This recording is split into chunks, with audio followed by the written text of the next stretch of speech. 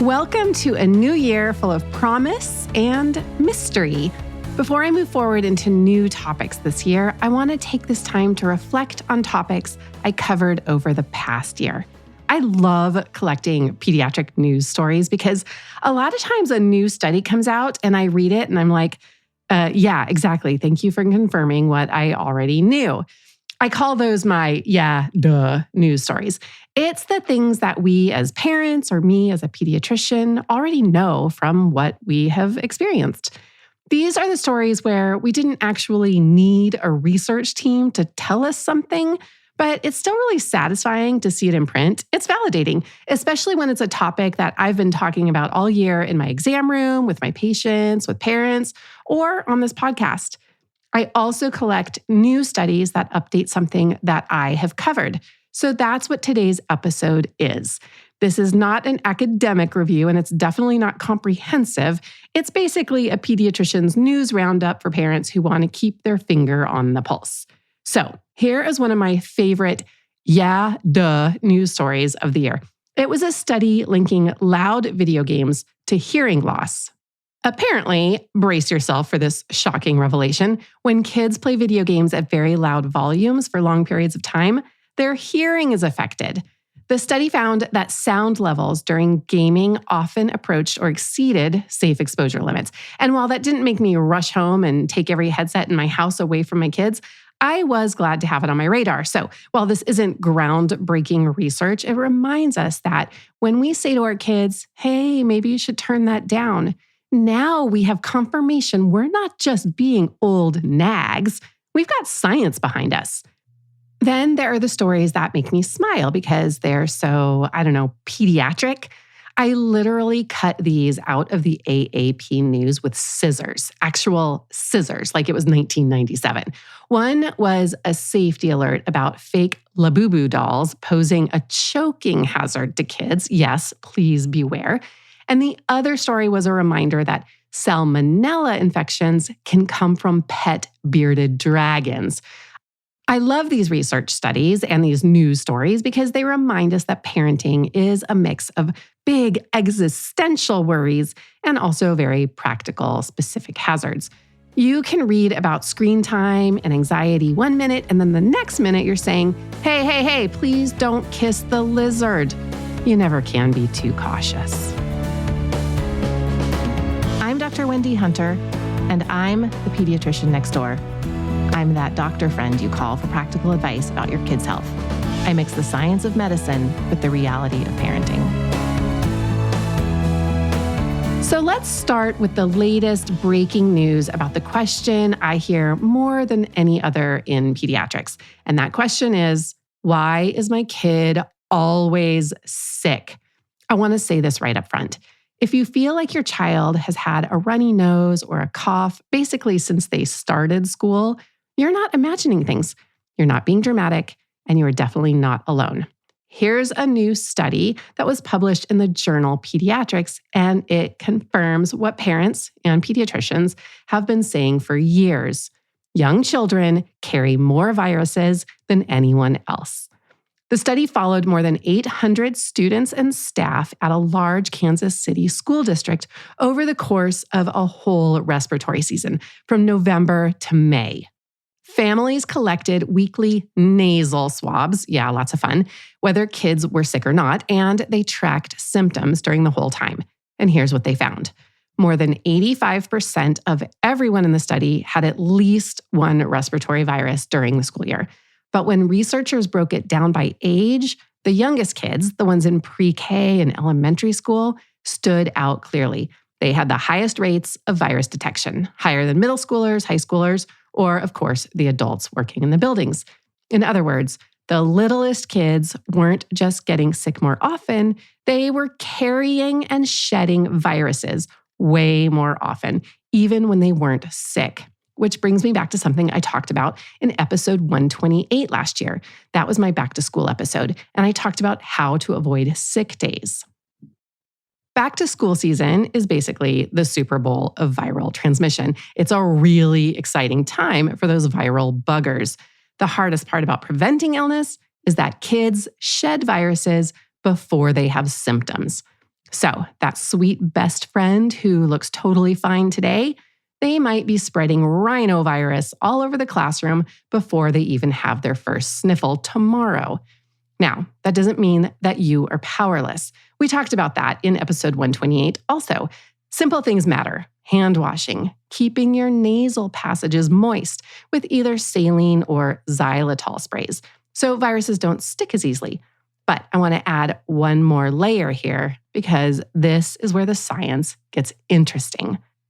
There was another study this year looking specifically at children with severe or recurrent wheezing. The kids who kept coming back with cough, chest tightness, or asthma-like symptoms. Researchers found that nearly 1 out of 4 of these kids, they found that the wheezing wasn't driven by classic airway inflammation or asthma on its own. Instead, these kids actually had ongoing low-grade lung infections with a virus that were not obvious on exam and didn't cause typical cold symptoms. These infections were essentially flying under the radar. And here's the key part. Those hidden infections don't respond to steroids, which are our go-to treatment for wheezing and asthma flares. So if a child is not improving the way we expect, it doesn't mean the treatment failed. It might mean we're treating the wrong problem. We're definitely going to hear more about this in the coming year, I suspect. And this connects directly with something else I talked about this past year. Wait for the connection. Another new study found that infants who had severe lower respiratory infections early in life, things like bronchiolitis or RSV, especially infections that affected the lungs, were more likely to develop obstructive sleep apnea later in childhood.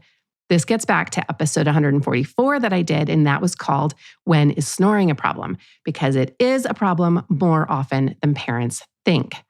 This study is important because it helps explain why some kids who had a rough respiratory start early on go on to have ongoing breathing issues, not just during the day, but at night too. So when you put all of this together, a much clearer picture emerges. Young kids do get sick more often because they're encountering viruses for the first time. Some children's lungs take longer to recover from those early infections. And for a certain subset of kids, breathing symptoms, whether that's wheezing or snoring, might reflect more than just another cold. And we're going to hear more about this in the next couple of months, so stay tuned. But don't stress.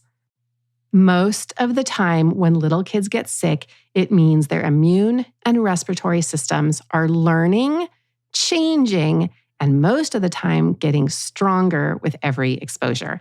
And if something doesn't fit the usual pattern, that's where pediatricians step in to take a look. And I'm going to take a quick break now. And when I come back, I'm going to have updates on other topics that you worry about the most.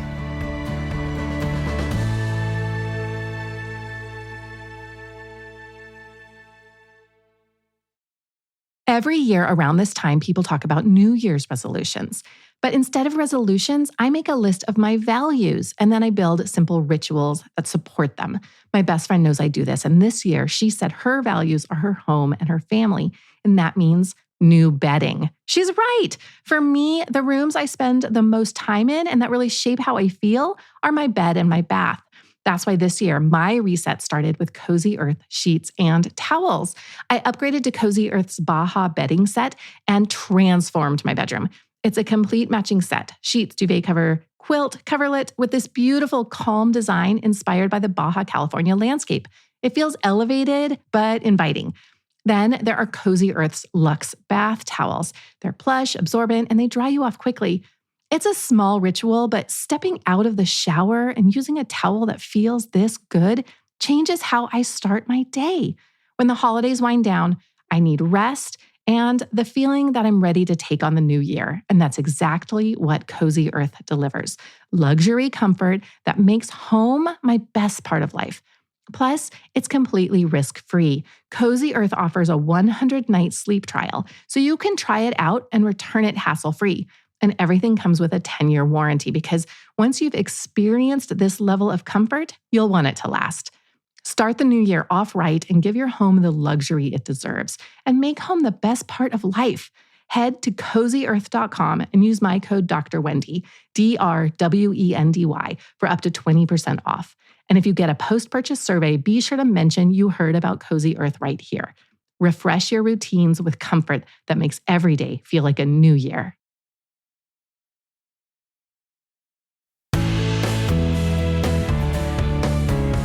So, what else is constantly on parents' minds?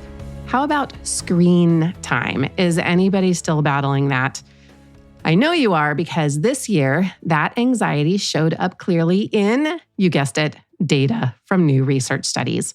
A national poll from Nationwide Children's Hospital found that parents' top concerns about their kids' well-being is technology, specifically screens and social media, and the fact that they are interfering with their children's ability to form meaningful connections with classmates and teachers. Notice that. They weren't worried about grades or sports, and not even about sleep. Parents were worried about connection. And when I read that, my first thought was, of course, because I hear this worry from parents every day. Parents are asking how many hours is too many, and they're asking something deeper. They want to know, is technology changing who my child is becoming? Which brings me to what I would definitely file under the category of a yeah, duh study. Here's a study I found recently. It was published in JAMA Pediatrics, and they found that tablet use in preschoolers was associated with higher levels of anger and frustration 1 year later. And here's the important nuance to this study. The relationship goes both ways. Kids who used tablets more at age 3.5 showed more difficulty with emotional regulation later on. That's not surprising. And kids who already struggled with frustration were more likely to be given a tablet by their parent. So this was not a simple screens cause bad behavior headline. It was more honest than that. Screens can become a tool that we reach for because a child is dysregulated.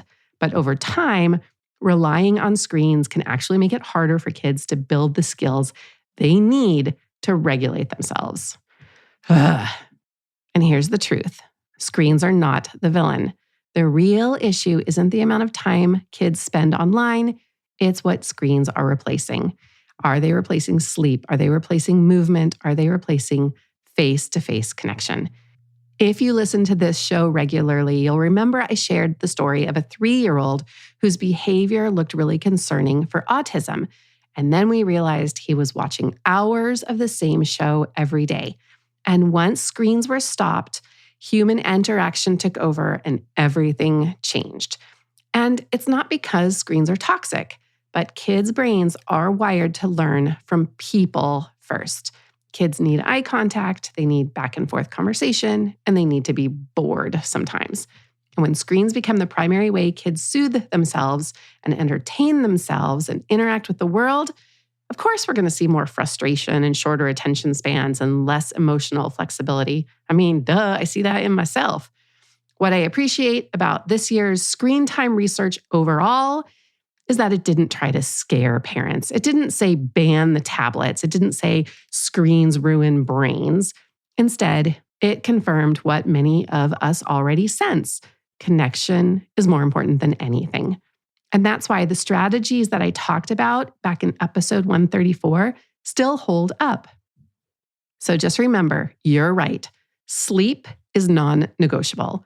And of course, play and movement should be part of every child's day. And finally, make sure that kids have regular, real-world connection in person with family and friends.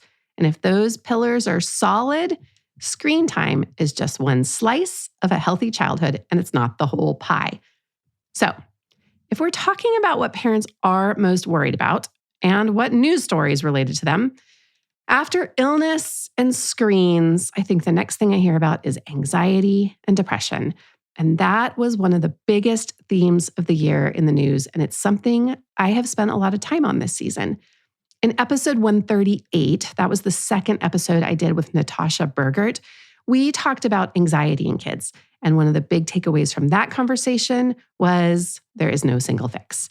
We talked about therapy helps, parent coaching helps, school helps, sometimes medication helps, and usually it's a combination of all those things, which is why one of the most surprising and exciting breakthroughs this year that caught my attention, see, I bookmarked this news story. I didn't use my scissors this time. It was a study that was published in Nature Communications. And they found that early childhood gut microbiome patterns were associated with a higher risk of anxiety and depression later in childhood. In this study, researchers followed children over time and found that certain gut bacteria present in early life in the gut, obviously, were linked to differences in how emotion-related brain networks developed.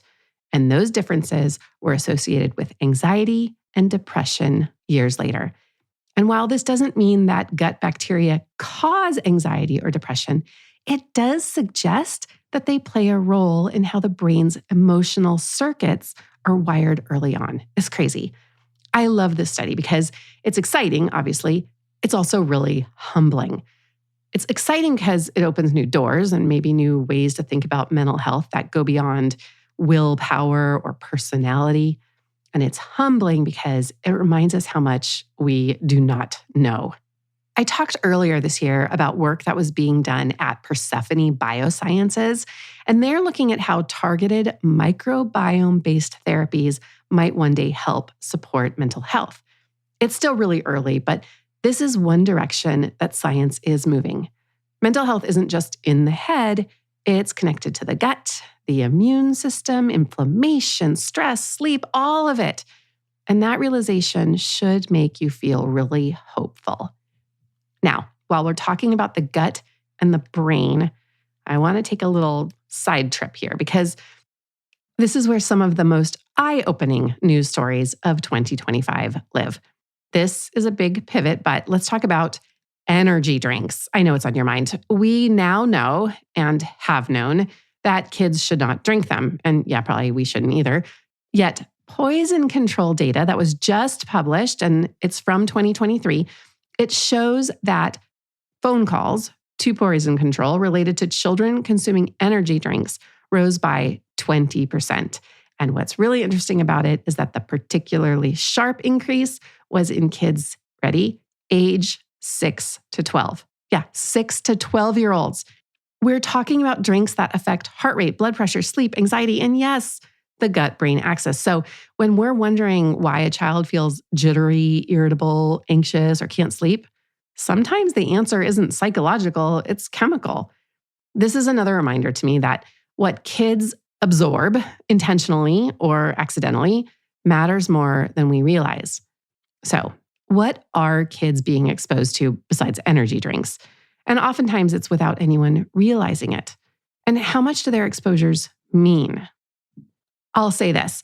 When I first reported on this topic, I'll be honest, I worried that I sounded alarmist when I talked about household and environmental exposures. I don't want parents to feel like they have to live in a bubble or throw out everything in their household. But as the year has gone on, more and more research has come out in the past, and it became clear that my conversations weren't overreactions. So my last update is one of the most striking studies this year, and it looked at prenatal exposure to endocrine disrupting chemicals. Those are chemicals that interfere with our hormones and how those exposures affect children.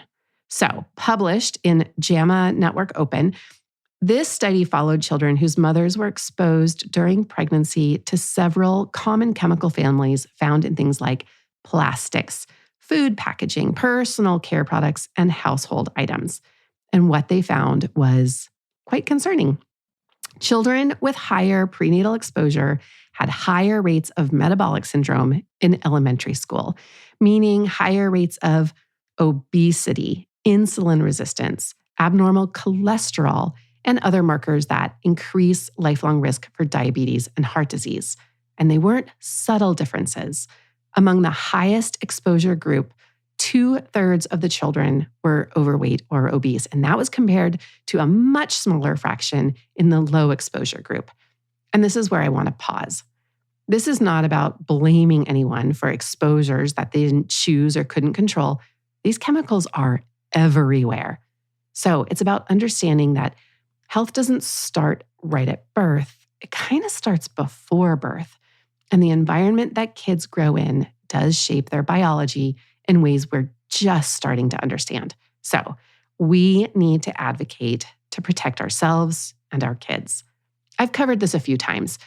This theme showed up again in another study this year, and this one looked at the chemical PFAS. That's the so-called forever chemical. The study was in adolescents with obesity who had bariatric surgery. The researchers found that teenagers with high PFAS levels were more likely to gain weight after their surgery, even though they had gone through an intense, life-changing medical intervention. That's huge. I mean, not literally, but it suggests that these chemicals don't just contribute to obesity risk, they may actually blunt the effectiveness of gastric bypass surgery, which means we can't talk about weight, metabolism, or even treatment success without also talking about environment. When parents tell me we eat well, we're active, we're doing everything right, why is this so hard? These studies help explain why the answer may be more complicated than calories and willpower. So we're going to keep an eye on this.